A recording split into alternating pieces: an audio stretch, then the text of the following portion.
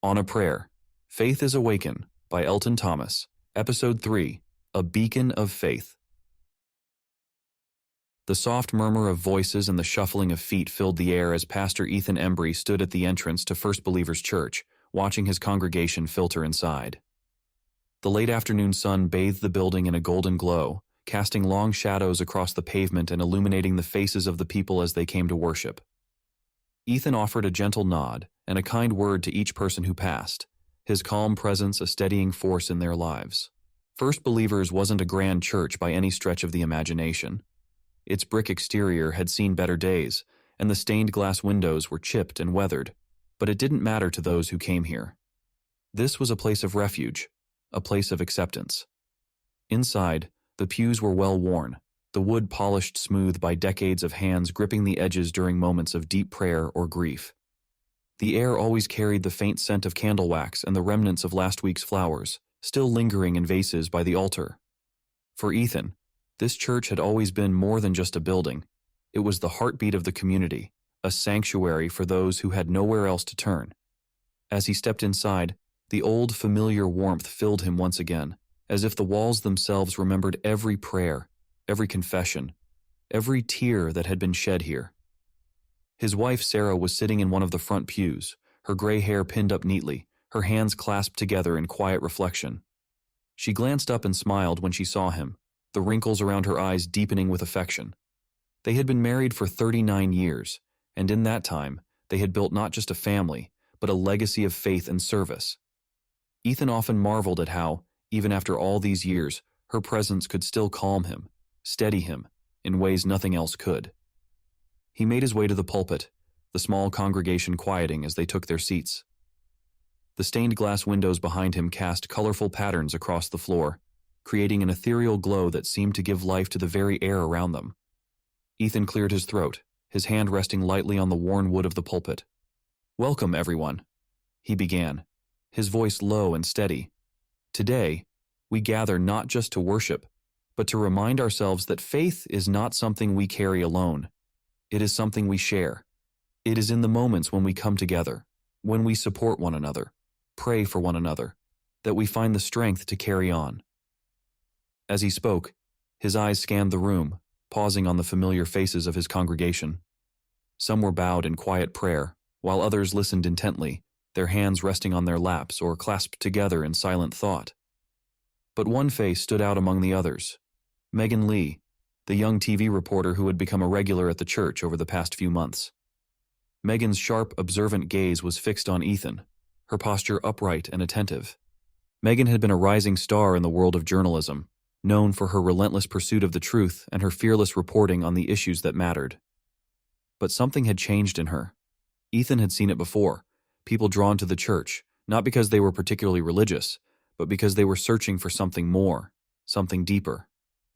Megan was searching, though for what, Ethan wasn't sure. After the service, as the congregation slowly began to disperse, Megan lingered by the doorway. Ethan, noticing her hesitation, approached with his usual gentle smile. "Megan?" he greeted warmly, his voice a low rumble.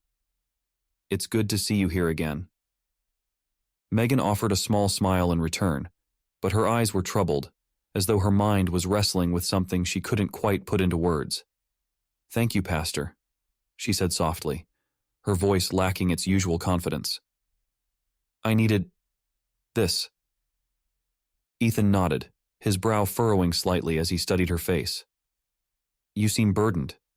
Is there something on your mind?" Megan hesitated, glancing toward the emptying pews before looking back at him. "I'm just trying to make sense of everything," she admitted. "The stories I've been covering, the things I've seen, it's hard to reconcile it with faith." Ethan's expression softened with understanding.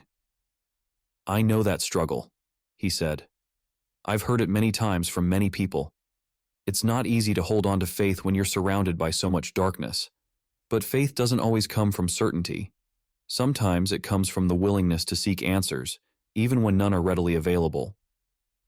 Megan looked down, her fingers twisting together nervously. "But how do you keep believing when everything around you seems so hopeless?" Ethan's hand rested on her shoulder, a gesture of quiet reassurance. By remembering that hope is not the absence of struggle, it's the belief that, in the midst of the struggle, there's still light to be found. And that light, however small, is worth holding on to.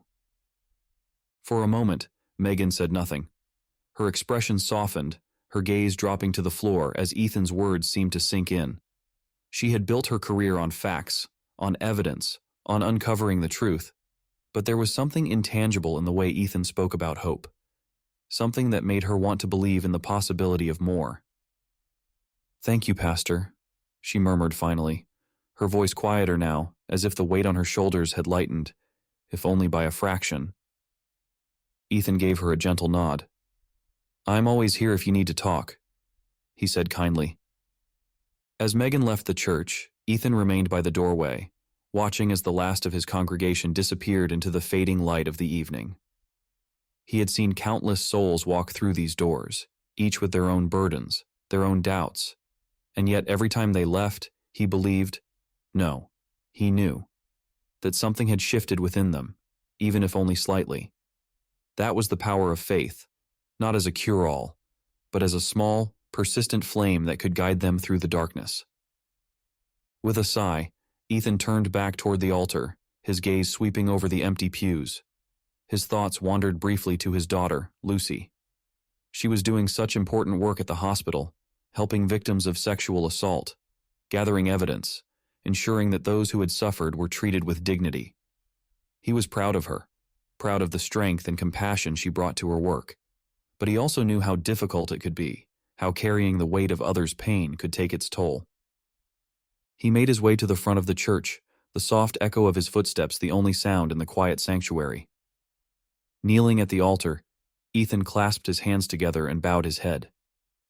"Lord," he whispered, his voice barely audible in the stillness, "help me to be a light for those who seek comfort. Guide me in showing them the way, even when I feel uncertain myself, and watch over those who cannot see the light in their own lives, especially those who are lost." The candles on the altar flickered softly, their flames dancing in the twilight as Ethan remained kneeling, his mind filled with quiet prayer. The world outside may have been full of darkness, but here, within these walls, there was still light. And as long as there was light, there was hope.